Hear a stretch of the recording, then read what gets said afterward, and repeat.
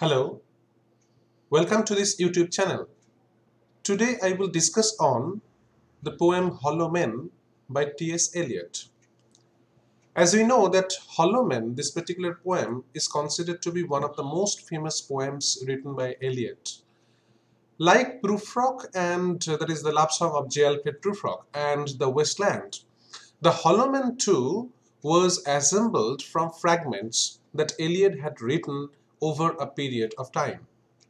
The final version was published in 1925, but the poem originated in an earlier lyric, and it was named as Song for the Ophidian. Eliot had wanted to include the song in the Wasteland, but Ezra Pound dissuaded him from doing so. A revised version was published as Song to the Ophidian in the April 1921 issue of Wyndham Lewis's Tyro, under the pseudonym of Gers Crutched.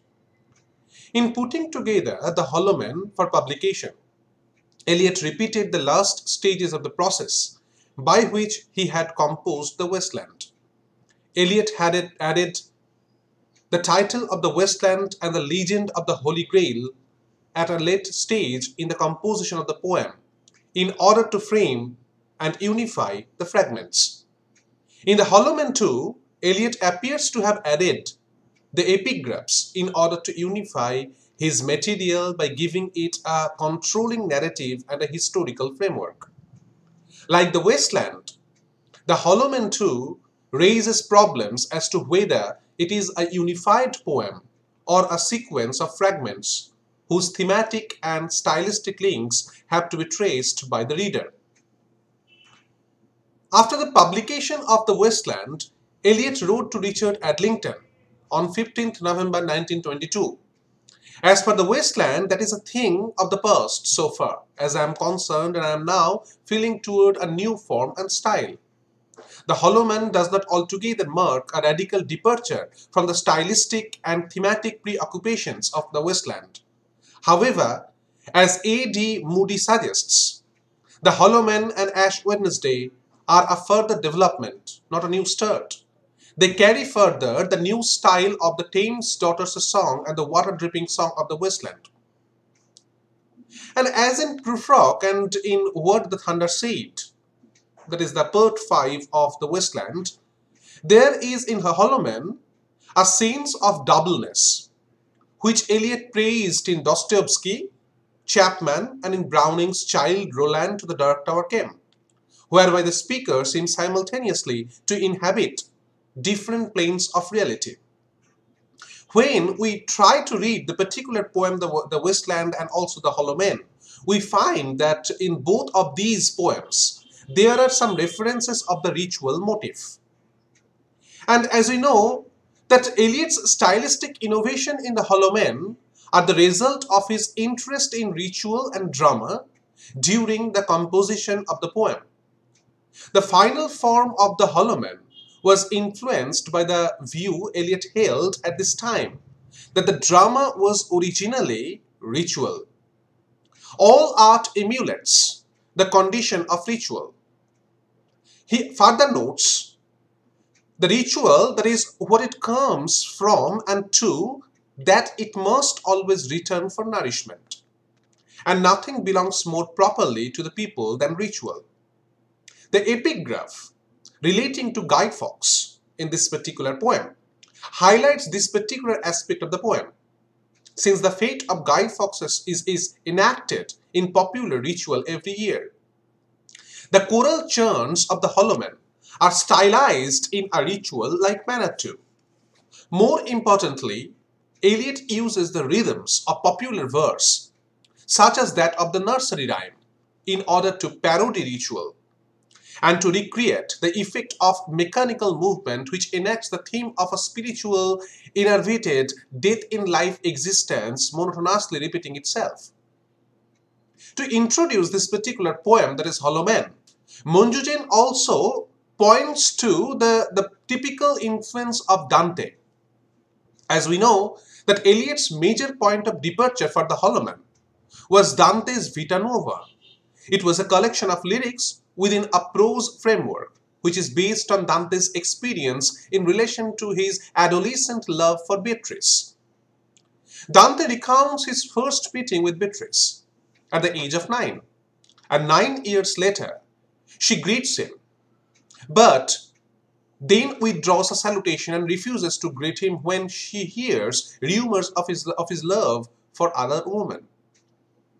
Consequently, Dante addresses himself to Beatrice, declaring in verse the nobility and loftiness of his love, content to praise her spiritual beauty. When Beatrice dies in 1290, Dante is comforted by the certainty of her exaltation in heaven. After the first anniversary of her death, Dante temporarily forgets Beatrice in the consolation offered by a compassionate lady. Also, it is being interpreted as philosophy. This particular episode is alluded to in Canto 30 of the Purgatorio, and also it is being found in the Holomen. Dante's tears and the salvation they promise are thereby endangered. But the image of Beatrice returns with greater force, provoking shame and remorse. Dante rebukes himself and chastises his eyes for their infidelity.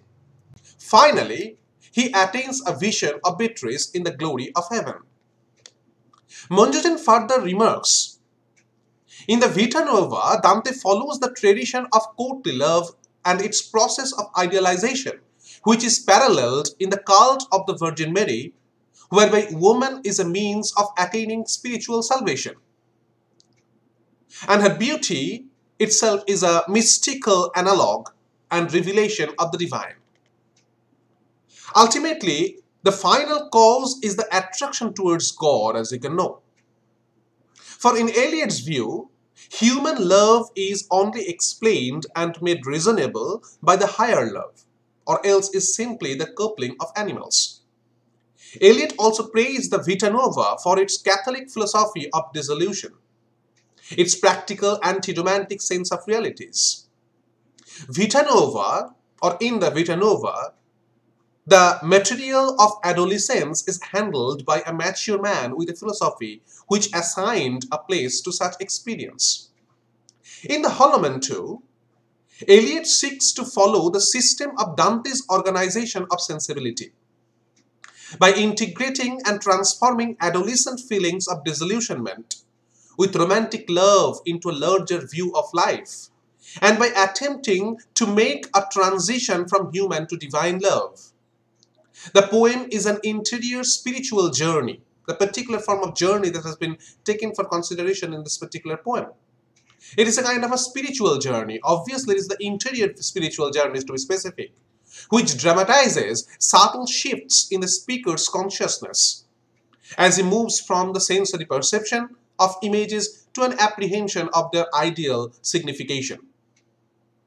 The Holomen, however, you will find can reach out only tentatively towards an apprehension of the higher love. They do not attain a vision of the divine as Dante does.